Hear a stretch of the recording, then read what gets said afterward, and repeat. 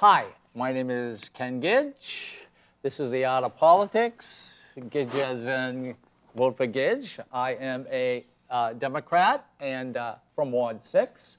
And we have a lot to talk about. Today is the 13th. Today is Thursday, the 13th of the great, is it September? It's September. Okay, September. And also my partner in crime, David. And I am the aforementioned partner in crime, Ken. Hey, how are you? Good to see you. Good to see you. Good to see you. And I'm Dave Robbins. I'm running for state rep from Ward 9, Hillsborough District 36. I'm the Republican, and I'm also appealing to Republicans, Democrats, independents, and I like to think of myself as just an appealing kind of guy. With that said, let's get right to it. Oh, let's get right to it. The appealing type of guy. Well, I am too. I was out in the sun. You're appealing out in the sun. You know, he's...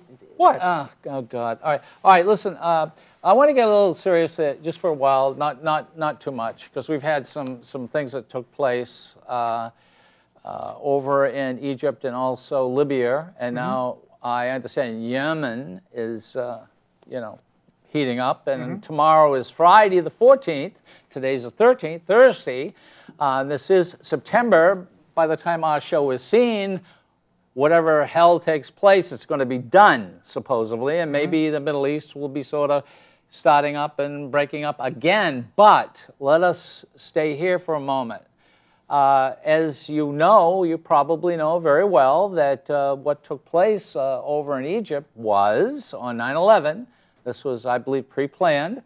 In Egypt, they were a little bit more settled, but they did go into the compound, and some people in the compound said, and this was regarding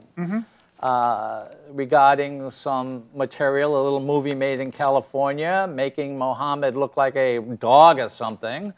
So the people over there went absolutely nuts. So they went into the compound over in Egypt, and the people over in Egypt says, whoa, hold on a second. And it is in our Constitution. We believe in freedom of religion. We do not, every religion, and that was basically it. Now, your man, Mr. Romney, who only heard that, said, hey, this is a political moment for me to get something in. They are apologizing. Well, there was no apology at all. And he even said the president was, which he didn't. But what Romney didn't know at that very moment, the attacks were taking place in Libya, which he didn't know at that moment, all right? And if he would have kept his mouth shut, he would have been informed about what was going on. But from what I understand, they tried to get in touch with him, but they would not accept a call from the president and or his people. So he stepped out and he took a shot at our president and said, quite simply, we do not apologize. Not knowing what's taking place, where 4 people were killed, an ambassador of ours, nice guy from what I understand, from all parties. Even McCain stood up in the Congress yesterday and told the whole story about him. This was one of those guys that went into Libya before everything was, the war was over, got people together, got people working. So what took place, first of all, in Egypt was one thing. In Libya, they decided that they were going to not only storm our embassy, but they were going to kill people. That was going to be their 9/11 thing. And so anyway, someone got killed, etc. And I thought Romney, and I think even Peggy Noonan, who writes for the New York Times, I believe. She writes, among other things, yes. Yeah, right. She writes for the New York Times, who is very much of a Republican, said, you know, if you don't really know what's going on, give it a little time and shut up. And I don't care if you're a Republican or a Democrat or an independent. Look, Romney, before he went over to the UK, all right, to start as making himself look like he knew something about foreign policy, he said, and it's almost, I quote, I'm not sure if the Olympics are going to be safe, which the UK went absolutely nuts over this because you want people to go to the Olympics. You don't want them to fear. And he had done the Olympics before, so you would think that he would know better. So they wrote Mitt the Twit. So then he goes to Israel, and of course, Israel is a friend of ours, there's no question. But what he did is he snubbed the people across the border who are also friends of ours and who are also making an attempt to get along. So it makes them look weak. And so that was not too good. And then he pulled this one. So if I was a Republican, military or whatever, if you can't vote for Obama, certainly you got to think about not voting for him. All right. So your contention with this is that Governor Romney is uninformed, shot from the hip on a couple of things without knowing what he was, bad pun, without knowing what he was saying, and that he was trying to score political points in a situation that really where we should have been pulling together. Is that pretty much the situation? I would say yes. Pulling together certainly is one way of putting it. This together, but it was not a time. It was a time to see what was going on. Mm-hmm. What he didn't do was wait and try to get more information.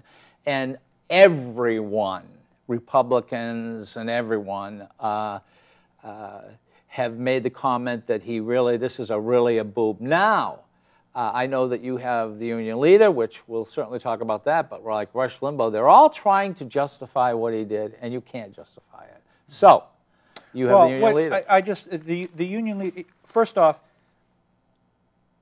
from my point of view, there is a little bit of truth to everything you've said. For one thing, this is a situation which, to the extent possible, should not be politicized on the domestic scene. Under any circumstances. On the domestic scene should not be politicized. Everything's political, but to the extent that we can. Well, domestic, it's not domestic, it's international. Well, let me finish on this. Yep. I'm talking about the presidential race. You know, we should, to the extent we can, we should keep it out. Second thing is, yes, it is a sober and appropriate thing to do to say, we're still getting information. The president's the point person on this. We should, let him do what he needs to do, and then we can talk about it after the fact. But so there's no mixed message coming out of this country. It should be the president who's the point person on that. And what was your third point? Well, that was number one. Number two, the Olympics, how we screwed foreign policy, and also Israel not going over and talking to the Palestinians. Well, I would put those in a different place. And I guess what I want to say is I would tend to agree with you on this particular incident, on the way I think that the Republican response should have been, let's at least find out what's going on.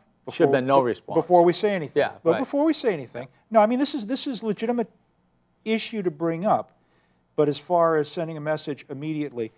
And the second thing is, I forgot what the second thing was, but I was agreeing with you. Okay. Now this is the union leader. Joe McQuaid, today, again, we're Thursday, September 13th, 2012. Correct. This is my first union leader that got delivered to the house.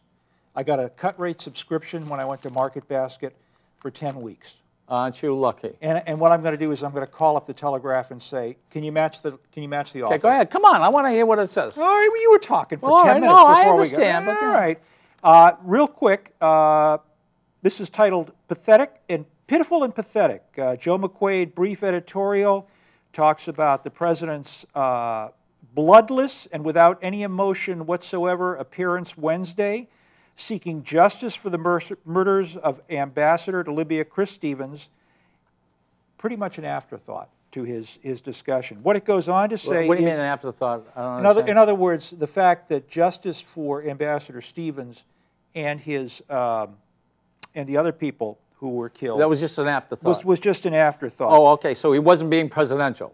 That is what Okay. Joe's saying. And finally, but what else to expect from a president who's been apologizing for the United States and literally kowtowing to foreigners since he took office?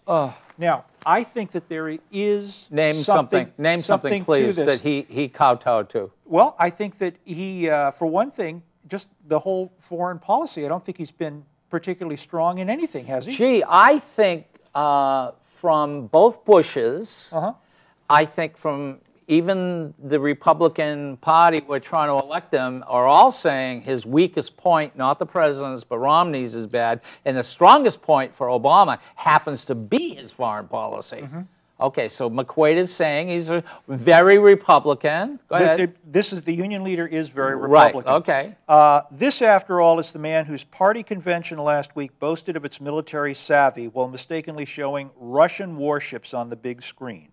Never mind his absolute bungling on the American economy. No issue there. If Romney remains in office for another 4 years, America as we know it will be in great peril. And that's right. I agree with you. If Romney gets into the first 4 years, we'll be in great peril. Yeah, I agree. That one's going to be on the highlight clip, isn't it? Yeah, that's going to be. Let me correct. You underline that one. Highlight clip. Let me correct that very quickly. You know, and thank God I've got makeup on. Makeup. Otherwise, I'd be beat red. If Obama remains in office for another 4 years, America as we know it will be in great peril. Okay, could we talk a little bit about that? Please, go right ahead. Okay, economically, let me just see if I've got this straight. Economically, in the history of our country, there have been 2 times that have been where our country literally could have crumbled. Possibly 3, you probably could say, well, the Civil War. But economically, 1929 was the crash. In 1929, they put up, after that, they put up rules this will never happen again. Okay. So we have Clinton administration, which he ends up with a surplus. Everybody's working, everyone's, okay. In comes Bush. Not only is the surplus gone, okay, he gives tax breaks to the rich, and we gave the rich money, okay. Not only he gives them a tax break, but what happens is they ruin the economy, and this was the Republicans running it. So in steps a president with 2 wars, an economy that is tanked, the Wall Street was at 600-something points at that time. And at that particular... Wait, was it 600 points? What do you mean? 600, well, the Dow today, I think, is close to 1,300. The Dow's over 1,300. It was down to... Okay, it was down to 685. But you remember a little something called 9/11 in there that had a significant impact on all this? No. Considering 9/11, okay, putting that all together and taking a look at the situation, this man walked in with the second worst time in the history of America. He walked into this, and in 4 years, the Dow is up, more people are working. By the way, I love people saying he's not getting too many jobs. When he took over, there was 1 month there was a loss of 750,000 jobs. That stopped. Last month it was 60 or 90,000 jobs. Not enough, but still, we're going forward. But we're going forward slow. On the jobs so front, Obama is going to come in. Obama. I like another. Can the highlight on there? Underline that. Obama. Yep. All right, there we go. We're even. I like that Obama. That's good. But I mean, Obama's Obama. Romney. All right. I'm going to whisper this every time. Romney. Okay. Romney does not want to give up any of his tax records. Not even his 2. We haven't even got the 2 years yet. Okay. You know what? We've. Yeah, I know we've done. I know we've gone over that. All right. How about the? Wait a minute. And I'll give you the time. How about the plan of what he's going to do? He's not telling anybody anything he's going to do, other than I'll get more jobs. But you got to have some sort of a plan, I think. Excuse me. What plan did President Obama have when he came in? I offer you hope. I offer you change.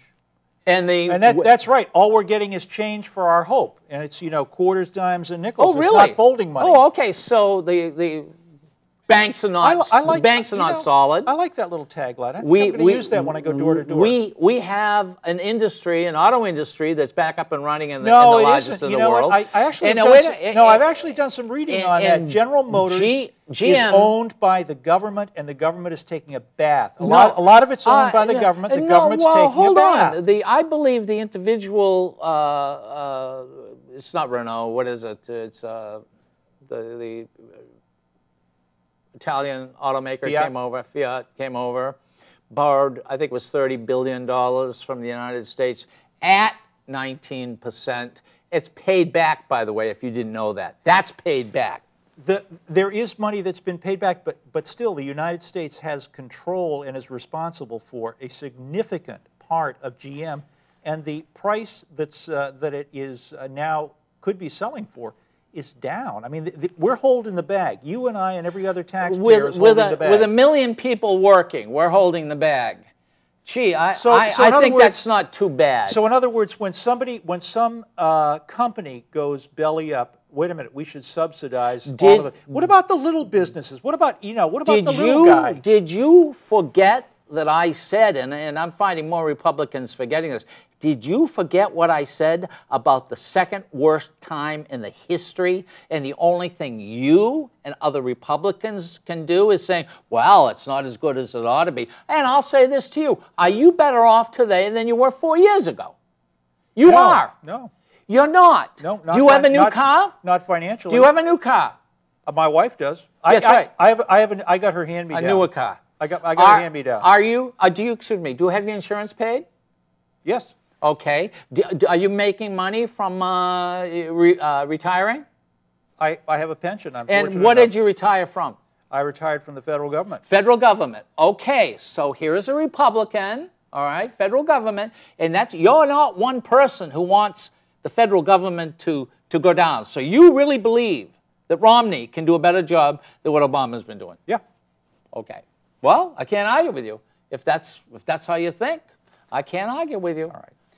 You talked about economic time. First thing, at the end of the Clinton administration, the economy had already started to go south. You talk about things that people inherited. You talk about what excuse me, there was a... Now, let me finish. Yeah, I know, but you're making... No, just let me finish. You've been talking for 15 out of the last 17. Right, but I haven't done lies. Let me finish. I haven't done lies. Oh, let me just finish.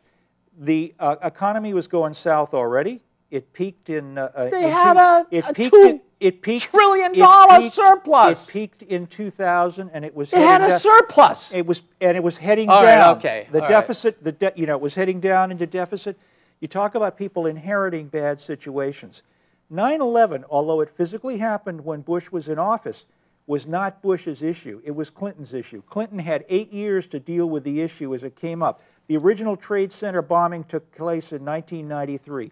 He had a significant opportunity to take... The person who did that's in jail, by the way, that blind clerk. So don't use that as an example. He had a significant opportunity to deal with Osama bin Laden, and he just said, no, I'm not going to do this. Oh, so when Bush got the headline that we're in trouble, he did nothing. Bush took office 9 months later, less than 9 months later. The trade centers were bombed. He responded as best he could. Again, you talk about inheriting a mess. As best as he could. You talk about inheriting a mess. He inherited a mess. He's gradually started to get the economy going. And you know what? And what did he do? One last thing. You know what our current president has done? He's taken, when he took office, there was a $10 trillion deficit. That's what was added up over the last 225 years. He has added 60% to that. We now have a $16 trillion deficit projection. Okay, so let's see if I've got this straight. All right, we were tanking, potentially losing this particular country. 2 wars in the back of the bus, by the way. All right, nothing is running. All right, and by the way, don't start giving Bush any credit. He shouldn't have gone to Iraq. That was a real bad thing, and we're getting kicked in the ass for it now. You know what? I would tend to agree. All right, with you. okay. I would on Iraq. Should have focused on starting Afghanistan. a war, and then Romney he wants to go after Iran. He's mad at China. He's mad at Russia. He insulted the people that everyone's trying to work with Israel. Mm-hmm. I mean, gee, are we going to get back into wars with him? He doesn't know when to shut up. He lies. Even the individual that he has as a vice president is a liar. Right in his speech, the beginning speech, the first speech he ever makes before the public, he lies. We've talked about that. I know. He didn't lie. He didn't lie. He didn't lie? He didn't lie. You go back and read the speech. Excuse me. Have you read the speech? Yeah, well, no, I'll tell you what. I've seen it enough. I've read the speech. But the problem was the plant was closed in Bush's time, and he blames it on Obama. No, what he was saying he didn't. No, what he was saying was he wasn't saying that Obama closed the plant. what he was saying, he was commenting upon what Obama said about, with federal government help, this is going to be open for another 100 years. And he was pointing out the fact that, no, federal government ain't gonna do that. You can't trust or depend on the federal government to do things like that because, in fact, the plant closed. Okay, David, that's a good point. He didn't say that Obama closed it. I'm not going to ask you what you get for a pension from the federal government, but I got a little questions to ask you since you work for the federal government and you have a good insurance policy. I worked for you know what? I worked for the Social Security Administration for 33 years, and I'll tell you something. That's the government? Federal government. Okay. One of the things I do know is I do know Social Security in and out. I know some of the stuff about the financing. I know how people get Social Security. I know about dollars in, dollars out. If anybody is going to have anything to do with the Social Security Administration, protect seniors, protect people who are on disability, I would just suggest to people that it's me. It's you? Yes. Oh, God. Let's call Romney, okay? We'll call Romney and say that... This message paid for by the candidate and authorized by the candidate. And I'm Romney, and I agree with No, I'm David. I agree. I'm Romney. I agree with David. He's a liar. That's all he lies. Right, should we spend 5 more minutes on this and then move on to something else? I am so disgusted, and anybody who votes for Romney after this with the people not even being called to tell that their loved ones were being murdered at that very moment when Romney is trying to score political points. That's just shameful. And when you see somebody like McCain, who is I don't agree with him, he wants to fight wars also. When you see him stand up and make a speech last night that brought tears to the people who hardly ever cry, all right? And this was in the Senate. I mean, it was awful. All right, if you want to move on. But I'll tell you what. If you call our president, pitiful, Mr. McQuaid, pitiful, during these moments when you know damn well that your man, Romney, made a mistake, this is what I say to you, and this is what I think about the union leader. That sucks, and I guess I can say sucks. Absolutely, and one of the things I really like, ladies and gentlemen, we just had a Keith Olbermann moment. Where is he when we need him? Because that's what Keith used to do. He'd look in the camera and he'd throw his papers into the camera. And remember, somehow Keith Olbermann, over the last couple of years, has gone down from one outlet to another, smaller audience, smaller audience, smaller audience. I think he's, if I understand correctly, in a couple of months he's coming to Nashua Public Access, doing a show here. If, the problem, I hear what you're saying, and he certainly, let's face facts, there's a difference. He's a nut. No, there's a difference. Smart nut, but a nut. There's a difference between a genius and someone who's temperamental. And I've got to take your side on this one. He just can't get along with the people he works for. But if somebody reads some of the stuff that he wrote at the end of his programs, it's like reading in colleges they study it. He's that good of a writer, probably one of the best the country's had. But he certainly didn't agree with the Republicans. Right. But you know what he does? He's good. If you can get the wheat from the chaff. Yeah, I know. He's one of the absolute best writers there was, but I'm sorry he's not on the Almost as good as George Will. Yeah. George Will sucks. Excuse me. I've used that word twice. I apologize. I shouldn't do that because, I did radio for 6 years, and my boss, as I've told you before, was Ed Leisure. Yeah. If I ever said that on the air, he'd come in literally and bang me on the head. Yeah. That's not right. I shouldn't have done that. I should have thrown the paper. I think McQuaid is wrong. That's awful without making any mention of what took place. But I want to say one thing. What? I picked up the Telegraph, and the Telegraph, National Telegraph, is my paper. My family's had it for well over 100 years. That's our hometown paper. Hometown paper. Nothing. About what? Yesterday. Nothing about Romney. Nothing about our embassies. Nothing about the death. I looked at it and I said, this has got to be yesterday's paper, the day before's paper. And I went, maybe it is. Maybe I looked at it and said the 13th, but I thought today was the 14th, so I gave them credit. But we can't have that. A newspaper must be available for us. This is not right, okay? Us, Telegraph, not getting it. And by the way, I didn't get Sunday's Telegraph. I don't know why I didn't get it. I just didn't get it. You mean our hometown paper did not deliver Well, Sunday to you know, I thought I didn't pay the bill. I mean, I'm saying, okay, I didn't pay the bill. But I didn't know that it was taken out automatically. So right. I think, and by the way, Patch, I've got to tell you something about Patch. We'll get to the... Oh, I just signed up for it. Oh, yeah, I'm on it. Did you, what do you want to talk about now? 30 seconds if I can. I want to apologize to you. For me? To you. Not for you. Not for you, but to you.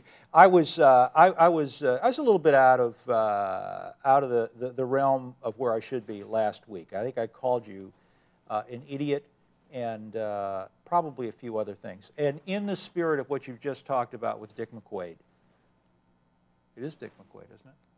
Who cares? Whatever. It's a union leader. You know, in that, I used to work for a guy named Dick McQuaid.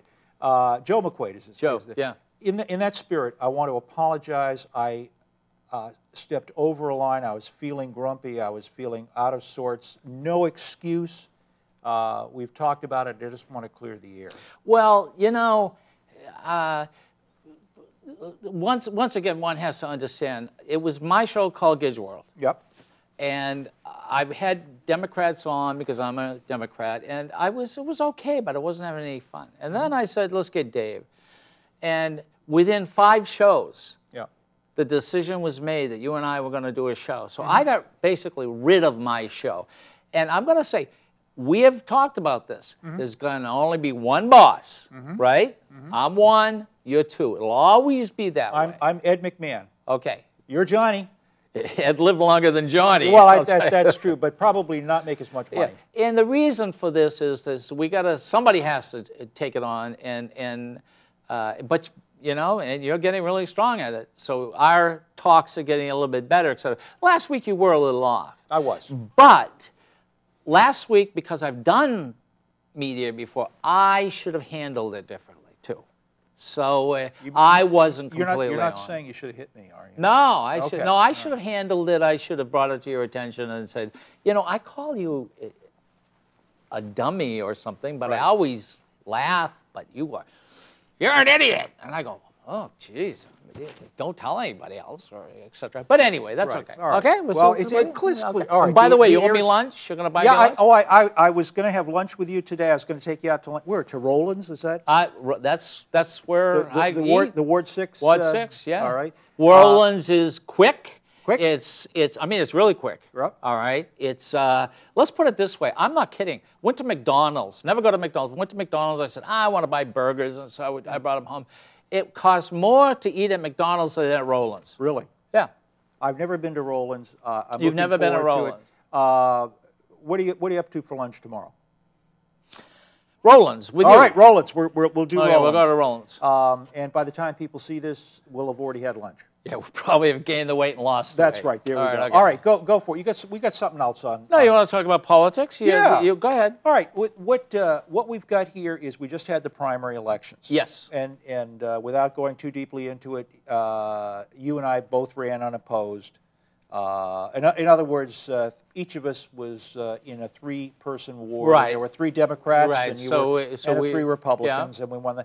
I just came back from the Republican victory breakfast, the Republican Unity breakfast in Bedford a couple of hours ago, and we had Bobby Jindal speaking to us from Louisiana. Very interesting guy, governor of Louisiana. Some parallels between Louisiana and the state of New Hampshire as far as trying to bring business in and doing things, a lot of things that are not comparable. But one of the points, Speaker O'Brien talked for a little bit, and he made the point that Maggie Hassan, is it Hassan or Hassan? Hassan. Maggie Hassan was potentially responsible for some of the issues that are now coming up with the Liquor Commission. And given the fact that you were on the special committee, and you've been going to meetings, and this is going to be a biggie, I was wondering if you could comment on that. Tell us what's going on. And Okay, I'm in Commerce, which, that's in my literature also, is that there are only 2 people from Nashua in Commerce. I'm the senior, so I've got the most knowledge. And Commerce is banking and insurance. So I'm in the insurance division, but I go to all meetings because it's the banking division. Right. So I have to vote on them all. So why they divided them, nobody knows, but everybody goes to them all like we used to do. And I got a call from the Speaker's office, and they asked if I wanted to be on this commission to study the Liquor Commission to see how everything was going. So I said, well, I better say yes, simply because I want to know what the big problems are. So we have had, yesterday was our 2nd meeting, okay? And we were supposed to do 2 days this week and 2 days last week, but because of the election, we did 1 day last week, 1 day this week, and then there's 2 days right up through November. So the Republicans, at this point, we're all looking at stuff. There has been some mistakes made, but you know, what is it, $500 million a year that they bring in? Everything's just a little blip. It's nothing big deal. We sell more liquor and alcohol in the state of New Hampshire per capita than any state in the United States. So when you have that, because we have obviously no sales tax, is run by the state could, you know, always being competitive. In other words, it's not privately owned, so one's not fighting another one. So we sell more than absolutely anyone. So now we're all trying to figure out exactly what's going on. And I saw an amendment by Maggie Hassan, and it was to give the Liquor Commission and people who run the stores a little more leeway. An example, before the amendment, if a liquor store window was smashed in, okay, literally smashed out, that could not be fixed until you practically went to the legislature. They couldn't fix it. So they said, no, we need a little bit more leeway. In the time that this amendment has been there, we have sold more alcohol. Now, there are a couple problems, nothing that can't be settled. They used an individual to do a study on beer, if they wanted to put beer in liquor stores, and they used a lobbyist, all right, which is illegal, and Maggie Hassan wrote that. It's illegal to use a lobbyist. Now, why they're turning around and saying it was Maggie Hassan's fault, it's right there. She's the one who wrote the law. But the commission has an advertising agency, said to the advertising agency, will you do a study? The advertising agency says, yes, I will do a study. They turn around and they hire somebody with probably no knowledge of what the law is. The person does the study, and then all of a sudden we find out the person was a lobbyist, which is illegal. Now, we're all trying to figure out what are they trying to do. And you went to the breakfast, and now you're saying, because you have Ovid Lamontaigne's, all right?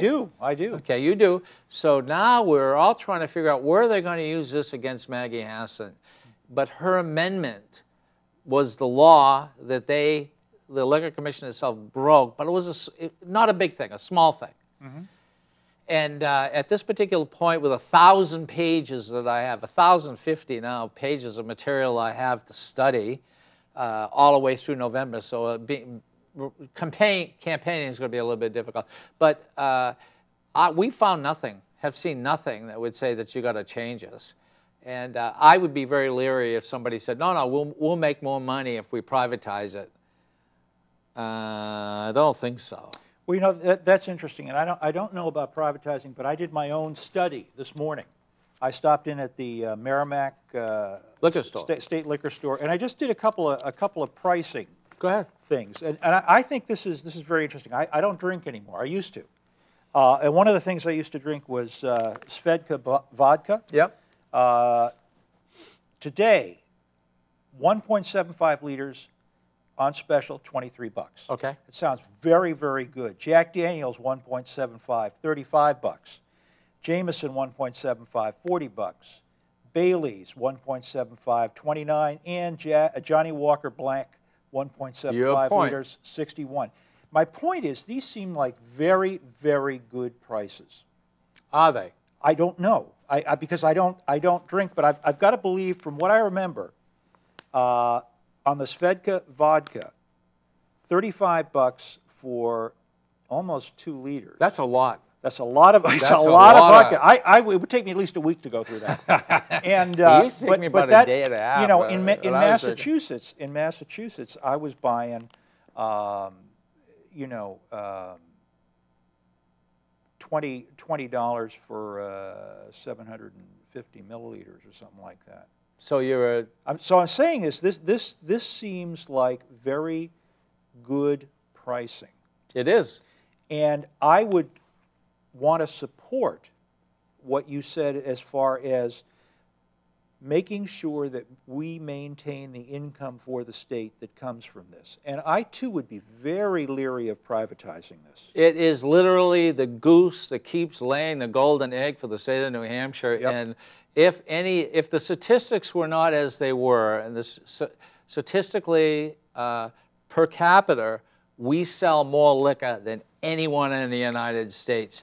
If there was anything less than that, I can see them saying, let's privatize it. It's really, really not good. Mm-hmm. And now they're going to use it politically. Well, I don't know, but they will. Well, okay. Now we know they will. You know, I'm just duty bound to bring up issues. I'm glad you did. That I see, even if I don't necessarily agree with them, I'll try to at least By the lay them out. way, in the material, 1,000 pages I got, the first thing on the top was Maggie Hassan's amendment. Mm-hmm. All right? And her amendment, they broke the law. But it's like they almost didn't know they were breaking the law, because they said, we got to do a study and save beer. So their advertising agency hires someone who's a lobbyist, but the advertising agency doesn't know that's illegal. So then when somebody finds out who is in the agency finds out who's the, let's say, the cop, mm-hmm. goes and says, hey, you guys, the top liquor enforcement officer, right. Yeah. So Eddie Edwards, yeah. And they go, well, it can't be, and he's going, yeah, it is, and so that was a lot of confusion. All right. So it's really, how can somebody use Maggie Hassan's amendment that shows that they broke the law? Well, we'll find out. This is to be continued, because this is going to be ongoing all the way through the campaign, and this whole commission. I mean, one of the reasons I'm starting to attend these, at least drop in and try to keep an eye on this, is I really think that this is going to be one of the biggest things. Yeah, you were there yesterday. I was there yesterday. I was there the first meeting for a little bit, not, you know, just but you see, one thing I've got to say is that because you got the time, okay, yeah. and you got the money and the new car, and you got your, well, the 3.5-year-old used car, yeah, that's new compared to what you had. I suppose. Well, it's true. I had one that was 9 years old, had 250,000 miles on it. Had Band-Aids on the tires. Well, yeah, Band-Aids on the Band-Aids, actually, on the tires. All right, okay. Right. So, but you know, and I'm a Democrat, and I certainly want you to vote for Democrats, but when I see Democrats and the Republicans sitting there listening, and he doesn't have to come up to find out, and then he comes back and he tells me this, which I wouldn't have found out, about how it looks like the speaker might be using this as a political thing. And Ovid Lamonte definitely will do it. But I saw Maggie Hassan. I called her. And then I saw her and I said, you know, Maggie, we don't know. They might use this against you. And she says, well, you know, do what they have to do. Mm-hmm. And so this is not good. But well, this could be this could be valid, it could be invalid, it could be smoke. Or it could be the real thing. We don't know. I mean, I'm sitting here. I don't know. I'm sitting here, and I've gone over almost 1,000 pages, and I've read everything, and I tried to plug her in. Where is Maggie wrong with her amendment? And then they said she snuck the amendment in at midnight or something like that. I'm going to myself, yeah, nobody voted on it, so she just sticks in an amendment. Anyway, it's rather strange. All right. That's New Hampshire politics. Okay. So anyway, back to you. How did you do in your? You stood out there with a sign, I take it? Well, actually, no, I didn't do any sign waving. What I did was on Election Day, I actually spent the afternoon going door to door because I knew I was going to be on the ballot anyway. Yeah. So I figured I could better use my time going door to door and start working on the general election. Yeah. And I've been doing a bunch of that. It takes me a little bit of oomphin' to get out there, but once I do, I love it. I mean, I love talking with the folks. People are the people that I get to are passionate in most cases. They're very straightforward. They don't pull their punches. I did run into a couple on Tuesday, and they were foreign born. And one of the things that the wife brought up was that she felt as though she couldn't grow in New Hampshire, and I was trying to tease out what she. Why? Well, what I was trying to tease out, and what I was getting from her gradually was, you know, I can't be the person I want to be. I've got to go down to Massachusetts to work. And I was trying to ask her about, well, you know, do you feel discriminated against or anything like that? She had to go to Massachusetts. A lot of people from Nashville go to Massachusetts. Right. But what I thought was interesting, they have no idea who they're going to vote for. At least they wouldn't tell me. And this was, I asked them the questions before I told them that I was Republican. And it was just very interesting because I don't see that unless I knock on people's doors. You have to knock it, and I say if I knock on 100 doors and talk to 100 people, 100 people say they will vote for me, I will be elected. But I've got something to tell you, and I'm not going to mention any names because it's not fair, because we're all standing there and holding signs, even because that's what we believe. We believe you hold the signs, you stand there, and that's the beginning of the election for us. But, and I'm not going to mention the name, the person is a free stater.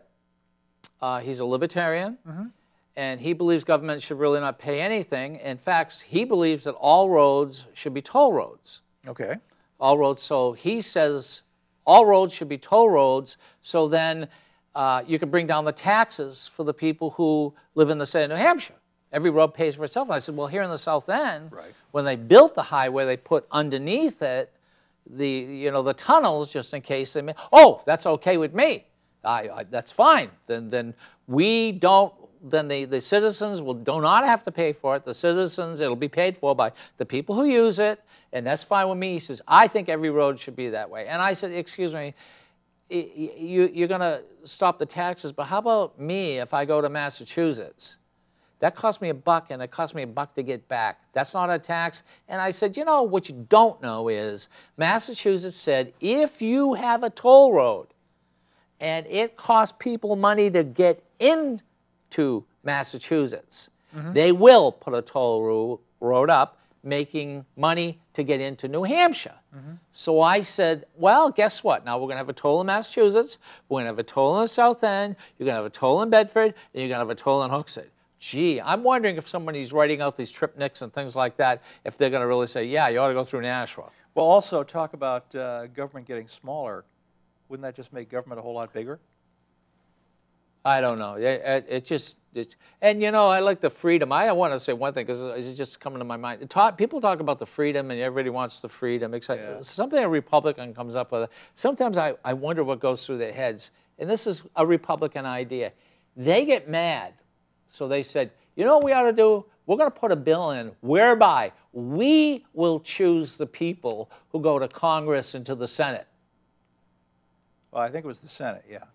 Going back to what it was before the 1920s, when it used to be the state legislature which picked the senators. So let me see if I have this correct. 400 people to 1.3 million people. Right. Now, where is the freedom? You can't choose for, anyway, that's just something. Well, no, it's an interesting point, another thing that we agree on. I mean, you know, talking about this big government, small government, listening to the radio a couple of days ago, and you mean you're not listening to porn anymore? No, not listening to porn. Porn. Oh, porn. No, not anymore. But it's on Sirius satellite radio. That's I a know, discussion for another time. That's just a joke. I know. All right, okay, No, it's not. Well, sort of a joke. Secretary of State for Ohio was on, and he was talking about how they have extended voting. They send everybody a notice for an absentee ballot now. Whole state of Ohio, they've changed their voting laws. You can vote for up to 5 weeks in advance. You can send in an absentee ballot, yada, yada, yada. You know, talk about expanding the ability to that's vote. great. Yeah. Okay. Yeah. And then he said, you know, the only thing we've done is we're not going to let people come in and vote over the counter the Sunday, the Saturday, Sunday, or Monday before the election, because we need to get our lists in order. We know we need to get our lists updated so we can send them out to the polls. But you can come in and vote up to 5 weeks in advance. But you can't 3 days before the election. You can't just come into the city hall and vote. Okay. You can go to the polls on Tuesday. Yeah. So, and apparently the Obama administration is suing them. Why? Because they're not because they are allowing absentee votes to come in, or people who are in the military to come in, but nobody else. I understand. Yeah. And the Obama administration is suing, and veterans groups are opposing the suit. But here's the kicker. Here's the kicker. One of the political liberal commentators who was on there said, "Well, that's awful. You know, we ought to expand people's right to vote. In fact, we ought to federalize this. We ought to make the federal government responsible for this so that everybody has the same right everywhere." It is a federal government. Everybody has the It same is right a federal everywhere. government. In fact, we ought to give an ID card to people so that even when they move, their vote goes with them, and there's never a question of them not being able to vote. And I'm thinking, oh, let's see.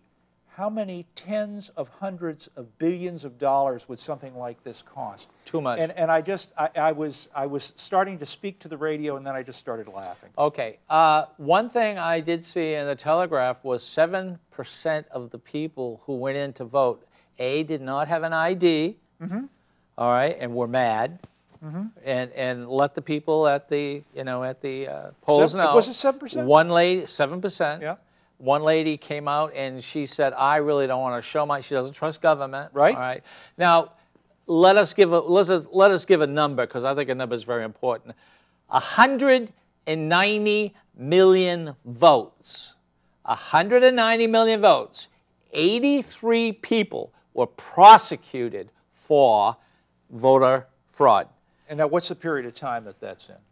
Jeez, I would say the last 10 years, or the last decade, 5 years, or the last decade. Well, I don't know. So I don't know. I thought it was in the last like 3 elections. Okay. All right, but anyway, 190 million 83. So all of a sudden, the problem is not voter fraud. It is to stop people from voting. Now, you may say that's not true. And well, just for the sake of argument, that's not true. All right. All right, there we go. Yesterday, ladies and gentlemen, who, by the way, Angie Kopka, you may know, she's now 97 years old. Take my word for it, there's nothing wrong with her mind. She has a little hard of hearing, but she can hear better than most people, and she has a selective hearing. Oh, okay. Yeah, she's very good. And she doesn't drive. And she has no ID because she no longer drives. So, she, by the way, is one of the 3 people. She made the list. She beat a couple people out, 97 years old. So she's going to be on the ballot. She's going to be on Right. But not having a license or identification, she can't vote. I'll vouch for her. Well, yeah, me too. So here is the stupidity of it all right? And as you know, it's a Republican thing. We know how that goes, and there's so many people, and they figure that in the minority of the people have a hard time getting the IDs, etc. So they figure that if we get rid of most of the minority that vote for Obama, guess what? They can possibly win. We'll find out anyway. We'll find out. Well, quick story on that. As I was coming out of the polls, ran into a friend of mine from church, and she said, you know, that she had gotten instructions from her partner that she was going to be asked for ID. And her partner said, "Now you tell them." no, I don't have an ID. And then when they tell you, here, would you like this piece of paper so you can get one, you say, no, I don't want one. And you growl at them. Well, it's I kind of liked it. I thought yeah, I know, but it is when this becomes political, and that's what the Republicans have done. It's right across the country. We don't. I think from the Secretary of State up here in 10 years, up here in the state, here, 62 people in a decade. Okay, and not all of them were found guilty of the crime. So in a decade, so all of a sudden, when people say you need an ID because of voter fraud, all of a sudden it's not the voter fraud that's the problem. The problem is getting people to get that particular type of identification. And it's hard. Yeah. Well, it is for some people. And one of the things that's interesting. It's hard for who, though? It's hard for people who don't get out. Hard for people in elderly people, nursing homes, people who are disabled, anybody who doesn't normally go out and about. People who doesn't drive? Who don't drive. Well, could normally go out and about, yeah. Who do not have. So we're talking basically about a group of people that are minorities. Right. Well, not necessarily ethnic minorities, but minorities in the sense of they belong to groups which have difficulty getting about. Not whatever. You personally, but Republicans should be ashamed of themselves. I mean, it sounds so good that everybody should have an ID so everybody can vote, so there's no voter fraud. But all of a sudden we realize it's not voter fraud. I mean, 190 million and only 83, I'm not even sure if they were convictions. So why are they doing that? And all of a sudden here the people who are not going to have or can't get the identification, or the elderly, as you have said. So I just thought of something here, and my Republican colleagues are the folks who are driving this bus, and here we as a party are saying we need to involve the government more in getting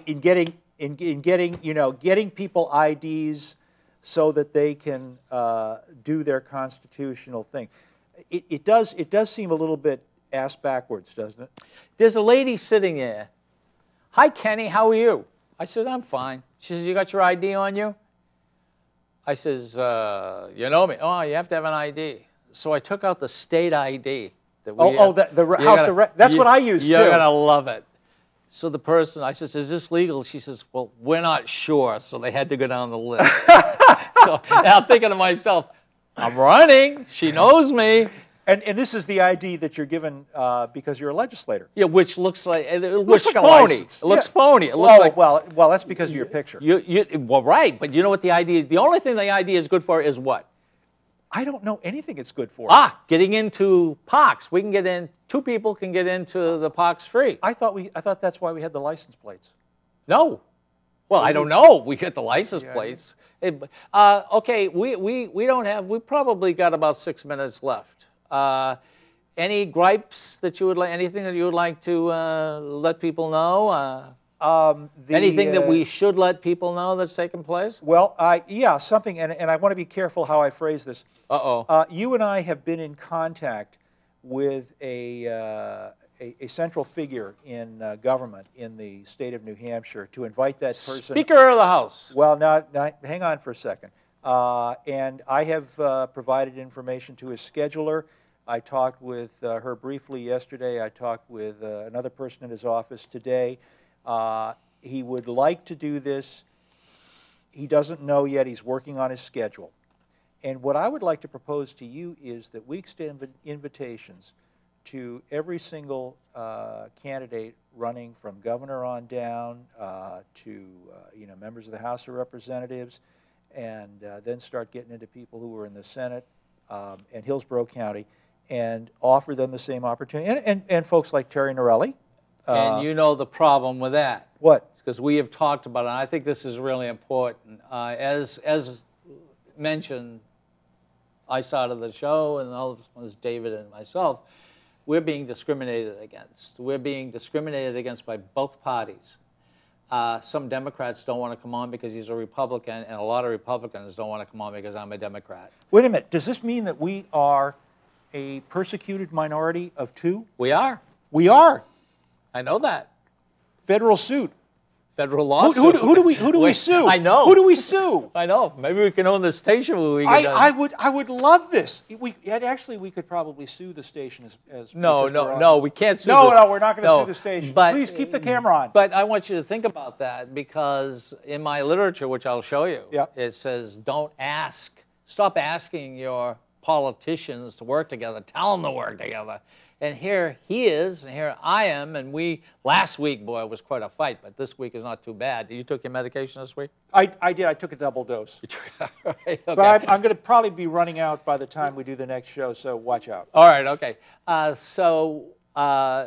here we are. We are talking, and I'll tell you, we've had some very, very heated discussions here. And when Socrates, our wisdom here, this sort of, we haven't thrown this yet. But we're putting it out, and all Republicans and Democrats, definitely, you are welcome to come on. I have told everyone, I have mentioned it to everyone, and everyone says, oh, sure, we'll come on, give me a time, and they're not giving me the time. So we are two people, Republican and Democrat, who certainly disagree on a lot of stuff. But we agree we should try to get together. We get together, we argue. I think this is the best show. I think it's the most interesting show than any of them. They sit around. I love these people. Yeah, you agree on this? Yeah, I agree on that. You agree on this? Yes, I agree on that. Agree on that. We hardly agree on anything. That's right. We hardly agree to disagree. But we talk. But we talk. We talk, and we haven't killed each other yet. So we're being discriminated against. The bromance survives. The bromance? The bromance. The bromance. Okay, let's have. I'll drink to that. And maybe on that. Okay, this is the 13th, and this is on a Thursday. That's right. All right, and this is of September. Let's hope no more people get killed on our embassies. Let's hope that the world calms down a little, and let's hope some politicians keep their mouths shut, all of them, both Republicans and Democrats, when it comes to this. Now, I'm going to give you the goodbye, then it'll turn over to David. My name is Ken Gidge. I am running for state representative again. I got news for you. I'm not a person who will be pushed around by anyone. That's for sure. I guarantee you that. And that's what you need, especially when there's only 6 Democrats here in the city of Nashville, second largest city, and 20 Republicans. I don't get pushed around. And I think that's what you want. And also, I am in commerce, really important. And when I vote, it's not Democrat or Republican. It's for all of us. Commerce, insurance, banking. Okay, my name is Ken Gidge, G-I-D-G-E, and I can be gotten at kgidge@aol.com. That's really simple.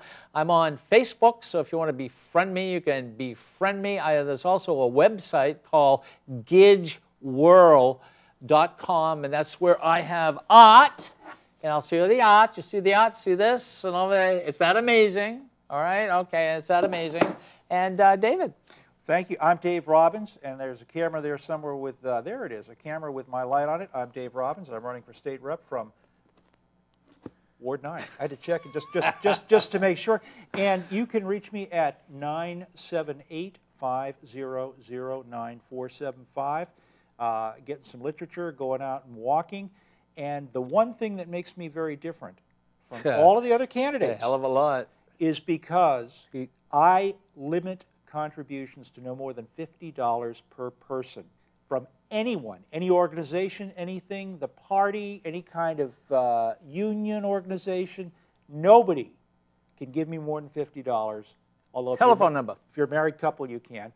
Oh, yeah, at the end of the show. 978-500-9475, David S. Robbins at Comcast.net. Oh, one thing, I got $100 from J.D. Salinger's son. You did? Matt Salinger. Was it from him and his wife? It was for I don't know. He lives in Connecticut anyway. You see, I wouldn't, if it was just from him, I wouldn't have taken it. Listen, I'm a Democrat. I got to take what I can get. All right, listen. Thank you, David. Okay, listen, thank you for watching. And this is the most interesting show. I don't care what anybody says. And by the way, if you don't like what we say, you like what we say, guess what? Call, let us know, walk in. We'll give you 5 minutes anyway. All right. That's it. Take care. Thank you.